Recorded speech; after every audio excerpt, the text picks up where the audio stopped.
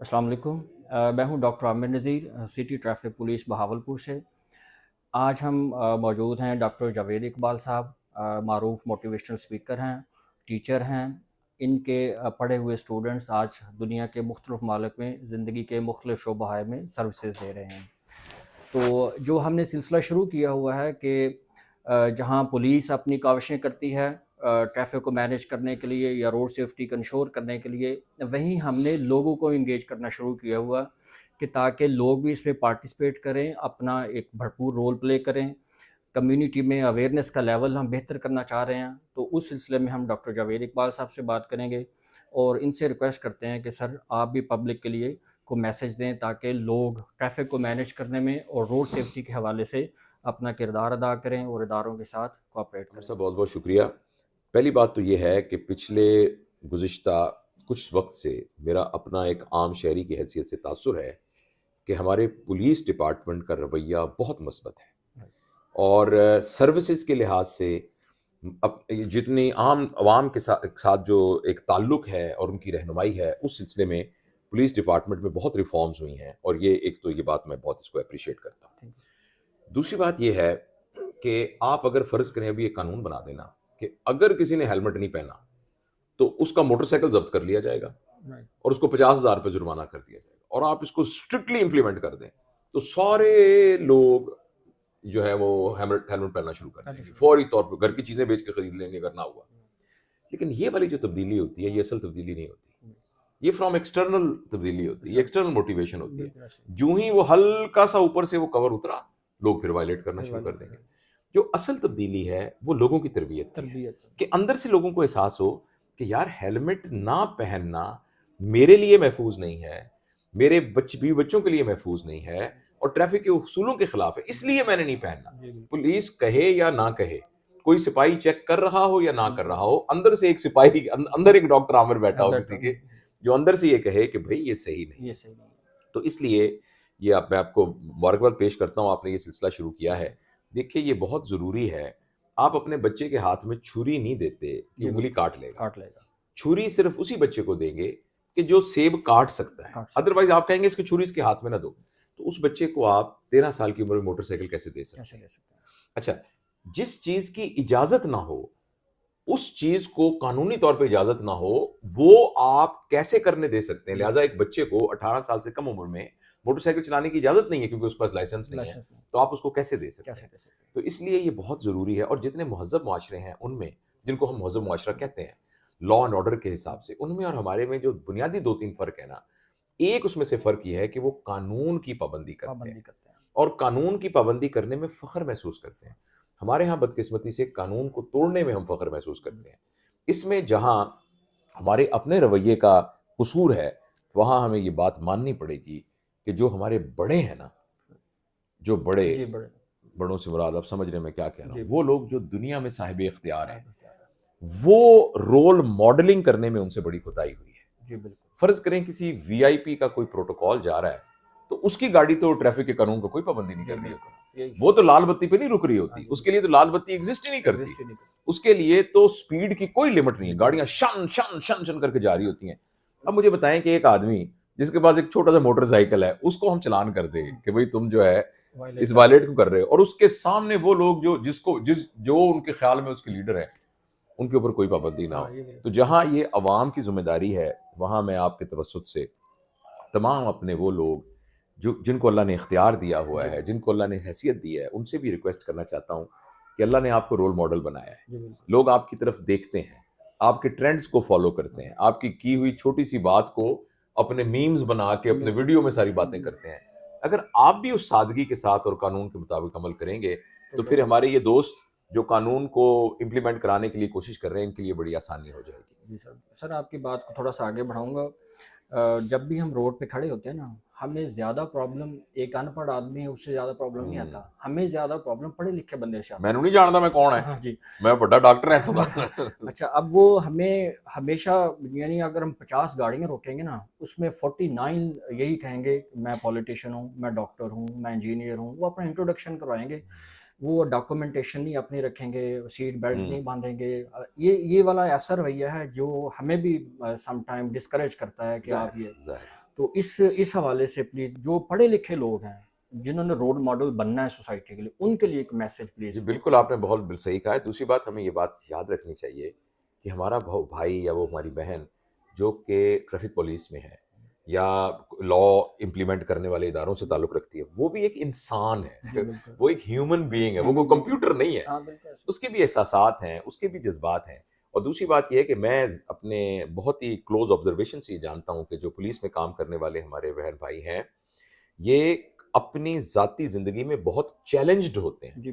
کئی دفعہ ان کی ڈیوٹی کا آور اتنے زیادہ ہوتے ہیں کہ کئی دن تک بھی اپنے بچوں کے ساتھ نہیں رہ سکتے, یعنی مل نہیں سکتے. ان کے کھانے پینے کی بعض اوقات بہت دشواری ہوتی ہے.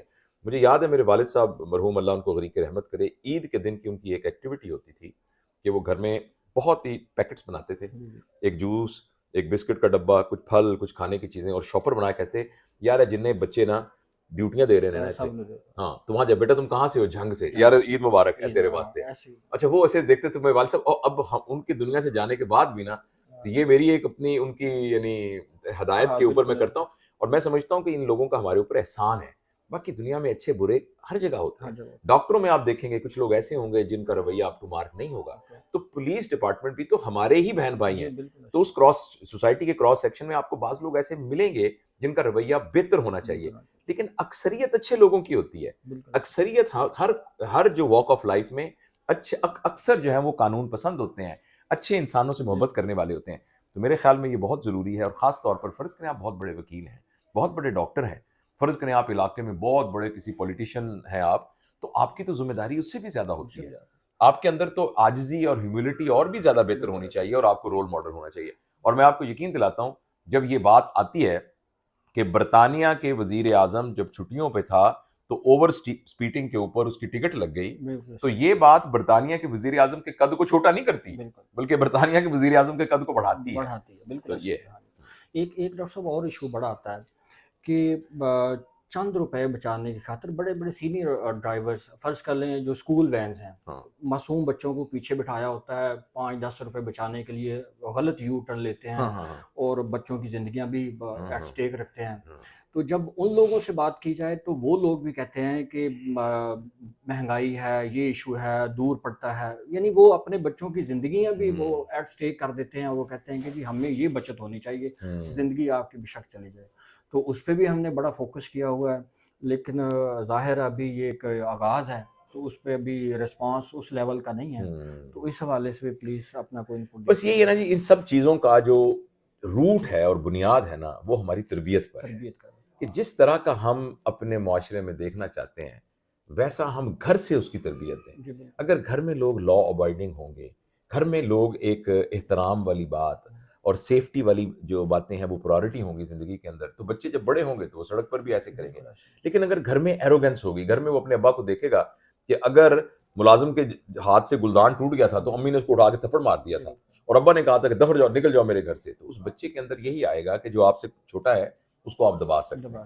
پھر جب وہ کسی بھی اختیار والی پوسٹ میں آئے گا تو وہ اپنی عزت ہی اس میں سمجھے گا کہ میں 6 بندوں کو دھکا دے کے کیسے نکال سکتا ہوں.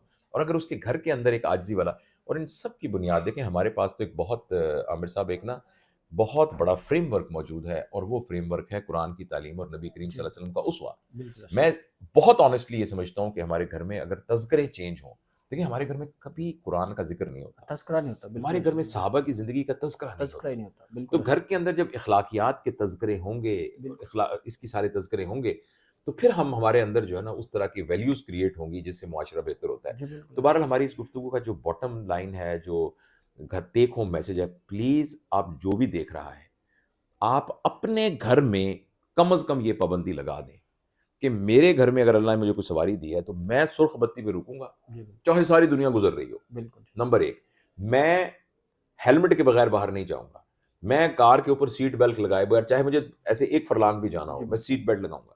اور میں اسی طریقے سے اگر لائسنس نہ ہوا تو میں ڈرائیو نہیں کروں گا. اور اس کے علاوہ جدھر مڑنا ہے, جدھر پارک نہیں کرنی ہے ادھر پارک نہیں کروں گا, جدھر سے مڑنا نہیں ہے وہاں سے نہیں مڑوں گا, جس طرح سے اوورٹیک نہیں کرنا.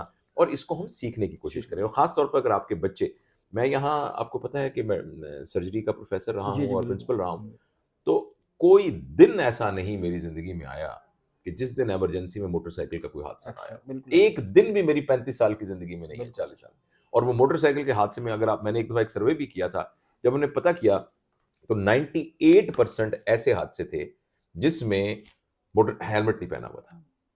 بالکل ایسے. اور تقریباً وہ مجھے اسٹڈی بھول گئی کافی عرصہ ہے، تقریباً 65% لوگ ایسے تھے جن کے پاس لائسنس نہیں تھا. یعنی یہ نہیں کہ 10% کے پاس لائسنس جی نہیں تھا، بالکل ایسے ہی. 65% کے پاس لائسنس ہی نہیں تھا، جن کو اجازت ہی نہیں تھی موٹر سائیکل چلائے. بالکل ایسے. تو آپ کم از کم یہ تو کر سکتے ہیں نا. دیکھیں اوپر سے کوئی کیا کرتا ہے، ملک کا وزیر اعظم کیا کرتا ہے، کمشنر کیا کرتا ہے، بڑے افسر کیا کرتے ہیں، بڑے وہ تو کریں گے، ان کی ذمہ داری ہے، کیوں نہیں کریں گے. لیکن ہم تو کم از کم گھر میں دیکھیں کہ میرے گھر میں جو 4 لوگ ہیں وہ تو قانون پہ عمل کرتے ہیں کہ جی نہیں کرتے ہیں. بالکل. اور جو خاندان ہوتا ہے وہ پورے معاشرے کا ایک یونٹ ہوتا ہے، بالکل ایسے. جیسے سیل یونٹ ہوتا ہے پوری باڈی کا. بالکل ایسے. اگر آپ کی اہلیہ اور آپ کے 4 بچے، ان کی آپ نے گارنٹی دے دی کہ یہ انشاءاللہ العزیز ایسا کوئی کام نہیں کریں گے جو پاکستان کے خلاف ہے، جی بالکل. اور میں یہ گارنٹی دے دوں، اور ہمارا بھائی یہ جو کیمرہ ویڈیو بنا رہے ہیں یہ گارنٹی دے دیں، جی جی. اور اسی طرح یہ سارے لوگ ہم گارنٹی دے دیں تو پورا معاشرہ ٹھیک ہو جائے گا. بالکل. معاشرے کو ٹھیک ہونے کے لیے کوئی ایسی گدڑ سنگھی یا کوئی ایسی جادو کی چھڑی تو نہیں چاہیے. بالکل ایسے. تو یہ میرا خیال ہے. تھینک یو ڈاکٹر صاحب، بہت شکریہ.